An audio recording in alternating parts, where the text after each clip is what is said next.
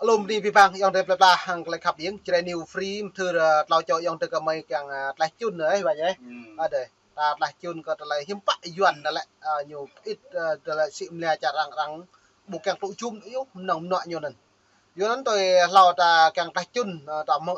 địa cái vậy nhé cơ ta lại bình doan lại nhiều hợp tác chặt đạch ngào là tụ chung nồng nọ nhiều vật tệ đầu lo ngại các bạn này nên mà về đây muốn lâu mệt bạn xem tăng.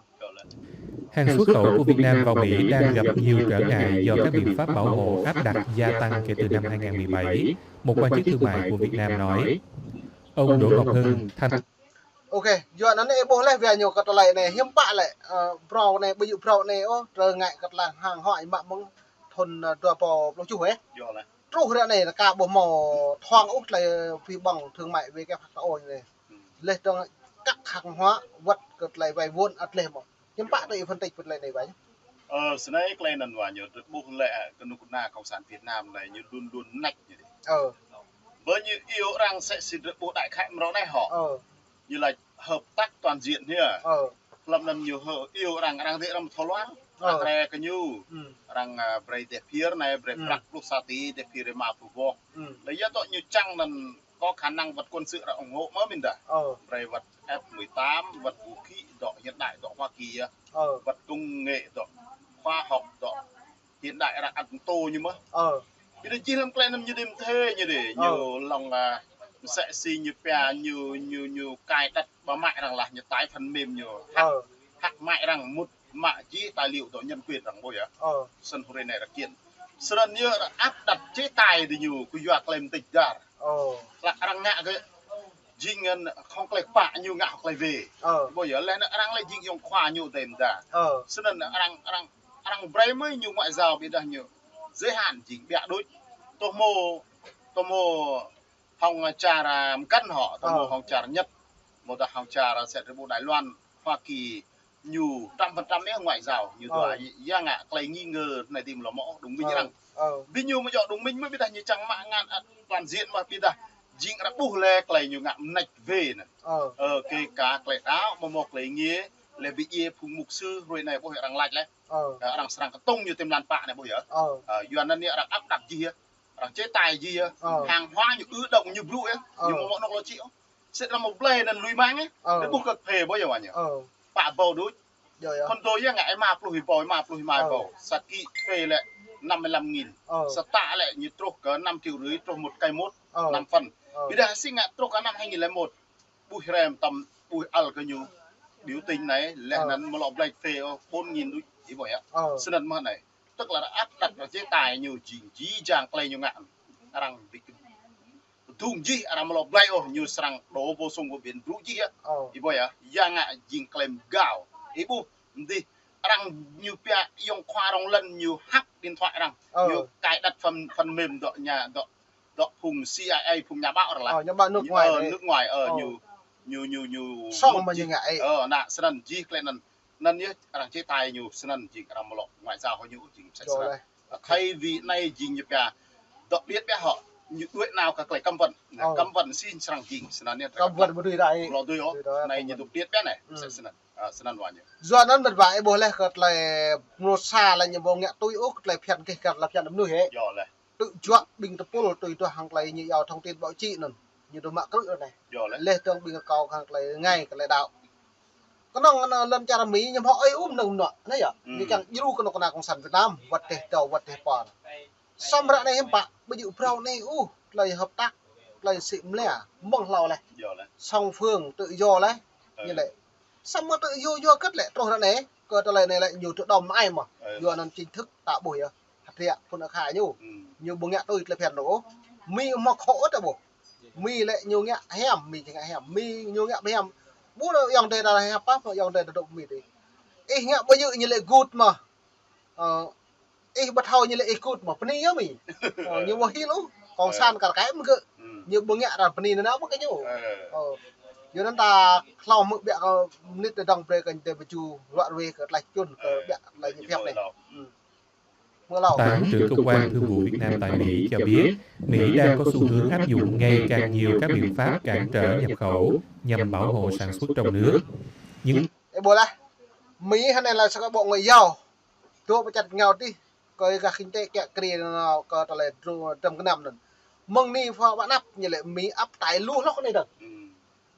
do nó này là Mỹ áp tài luôn lóc trong anh như hiếm bạn đây mình đấy mong ni bạn áp trong cái năm Việt Nam với như lệ hợp tác như là càng đi bây giờ tôi lần chào Việt Nam với lệ Mỹ hạn này tôi lại tôi thông tin này lại càng can tờ tạo lóc này đừng là can tờ từng cái năm tôi thầu như lệ năng tâm hợp tác như đây tôi có bộ này tôi lại nâng cấp hợp tác này lại thế là nhiều tôi loài nói năn nó mì lại mừng đừng đã lào thì là đang bơi lưới là đang bơi đây nhớ là đang ăn tạm mình là cái này là tôi lại pap đang ăn mò mò tôi lại khap đang ăn chèn mò xong tôi lại nhiều đèn giả đấy đang có tiền nhiều xong mà mà tôi nhiều nhiều là như đang lại thấy dần lệ người dân dõi sẽ kẹp người dõi dân như là này nó mất này như thông tin là đờ đang lọc tròn là đang thảo là đang ép xem tôi lắc mờ trẻ nhiều nhẹนั่นแหละ sama orang patah kerut nuôi thọc im được jaruk nhua orang ketang lo cười lo sama orang pemomin itu lah juga nggak có giờ ketang nggak kebon sang ta ya nhiều tục nggak kebon sang là orang lu lah orang tuyên bộ nhiều orang cao orang lẹ là nhiều tiap binh đại sứ tiap binh no lu binh orang là chọn được ở Việt Nam thì nggak nạp là bon sang orang là percuma chơi thom play lên là thao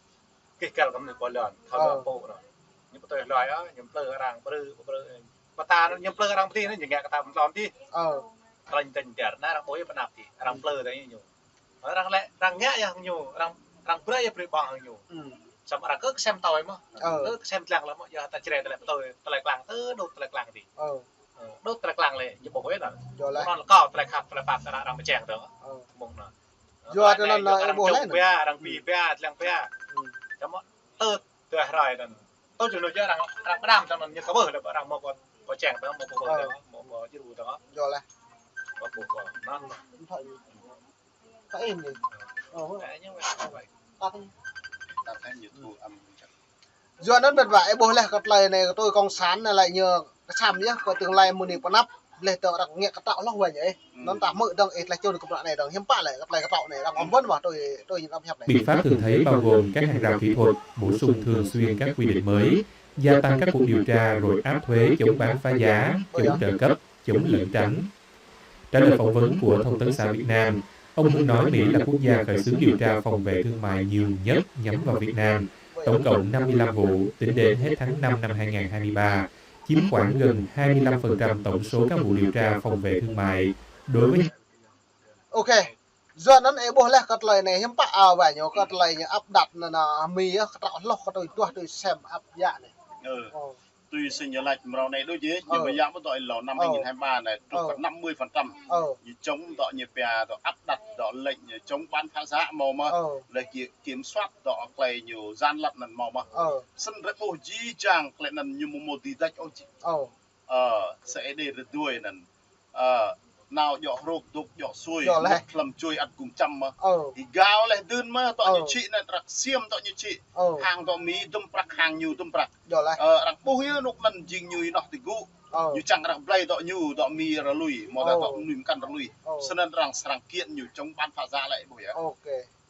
nâng rất lăng chắc é nâng rất lăng chính hàng ấy nơi rúa mà răng vậy á với tôm hồn tao in nên tôm hồn sợi can chrome sập bạc với con sợi can chrome mấy mà bạc phải tao in nó play phải tao có mà lại cái mông nên phải chỉ dùng tay coi mùi chặt bây giờ trung mông anh ngã rung họ còn sẽ xìm rõ này rồi bố bây giờ tổng thông cho bên đây nhiều sinh ngại nhiều theo dõi đọ điện thoại đọ cùng bao dây mỹ này cùng CIA này nhiều cái đặt phần mềm nhiều hack chi nhiều mã chi bây giờ sân này rằng xiêm việt đấy lăng như đúng cây như ngạ bắt buộc rằng xiêm đi cơ nhiều chi chàng đọ bọa lại từ luôn đi gạo là rằng sang kiện nhiều chống bán phá giá là sẽ sân là sân này rằng sang mại lan nó này rằng tùy ngạ cơ nhiều đủ nhiều ngạ nhiều lại gạo cho nên ta chi chàng lại là lọ tăng thêm tầng gì sinh biện pháp tiếp theo như màu bự sân này chỉ cái này nhiều một sang tươi họ America nhiều lừa đôi nhiều cha nhiều rai đôi giá như ngạ lưu lại rồi này rất buộc kế cá đó hung đạo sẽ mà bây giờ hung đạo nó lệ dình mục sư cái gì học lại các bạn học lại đạo học lại chặt bây giờ như thế như lại đạo cầm mi đạo cầm prang nhiều mạ thì gỡ cỡ thì gỡ vì kia thì gỡ sẽ đỉnh diêm bây giờ bây giờ sinh á để nạp này mà đằng sang ra tòa đằng sang tông yon clean này nào thì Geneva lại là sang bà phát đi nhiều lại nhiều bìm dê đình diêm là nhiều mạng nhà báo nhiều ngạ lúm ta sẽ xí nhiều mạng nhiều cầm gạ đó lại phiền nặng nuôi để lại bại nuôi hay nuôi nhiều việc lại gạo nặng nuôi sẽ nhiều mạng cứ ít cách buôn giá ít buôn giá lại này blang bao giờ áp tên nắp này mà sang kram sẽ sang sẵn nhá gì cái này lại gặp blang gặp pul sẽ sang sẵn mày này nhớ tạt đấy tạt nhẹ họ được rồi mình cái tạt mà chứ bây giờ hùn hệ cho bây vẫn ảnh cơn bẹ ok nah sẵn là sẵn nhá gì cái này lại bao nan bự răng sang đọ như pè nan răng đọ biên pháp răng chế tài nhiều bự đi nào không rong bây giờ ngạ cái claim tích ra như mồm lê ở gì như đạo như gì giang còn hao đi loại gì sẽ như là con đồ đánh pháp thua đánh mỹ thua như là vậy bây giờ gì giang lên làm lo ngạ đọ đánh pháp đánh mỹ này ngạ về mặt kinh tế như vậy sẽ sẵn trăm hòng vũ khí là loại gì một ở tí như đi một tí như giáp như mồm nách gì như mồm nách bây giờ đọ này đang trăm hòng kinh tế này lăng á mỗi lần tách pa tean pa kinh tế đi lên chính trị đi xuống mà kinh tế đi xuống chính trị đi lên tao đó là gì cái nặng ngày đang ngạ bị kẹt thằng cặp sẽ sau này bấm nặng bắt lõi rồi là sân này đang tục như phải áp đặt chế tài này đang sang nào 50 như là bao giờ sẽ sân cặp bị buồn doนั้นมันว่าไม่เปรตไอ้แบบในตีวายnhư rồiไอ้โบแลก็ยังทานในมันทื่อตาบุกละก็มันนี่นับcó thể như công vấn bằng này nhịp lực lần chặt cái nhịp bộ nó ta có xem lằng là phép hàng xuất khẩu của Việt Nam. Các mặt hàng bị điều tra khá đa dạng, từ các ngành xuất khẩu chủ lực của Việt Nam như thép, gỗ, thủy sản, dệt may, lốp xe, cho đến các sản phẩm có kim ngạch xuất khẩu nhỏ như mật ong, máy cắt cỏ, túi dệt. Theo quan chức này, ông đề nghị các doanh nghiệp Việt Nam cần trang bị và cập nhật kiến thức về phòng vệ thương mại, xây dựng mối quan hệ và hợp tác với các hiệp hội liên quan đến Mỹ và trao đổi với cơ quan đại diện của Việt Nam. Theo thống kê của Trung tâm Tổ chức Thương mại Thế giới, trong 5 năm từ 2017 đến nay, tổng số vụ việc phòng vệ thương mại hàng hóa xuất khẩu của Việt Nam phải đối mặt tăng mạnh, chiếm 65% tổng số vụ việc trong vòng 20 năm qua. Trong số các mặt hàng chính bị nhắm tới, thép là một trong những ngành hàng xuất khẩu bị nhắm mục tiêu nhiều. Do này bố lem mệt và đang trình buôn sang hàng lại mừng đi nắp tôi đã bổ mạng mừng thôn đùa bỏ bố chút rồi này lùi chạy ấy nọng nọ nhổ lê tông hàng hóa nhổ ta đồng thấy lê tông lum ta rằng chứ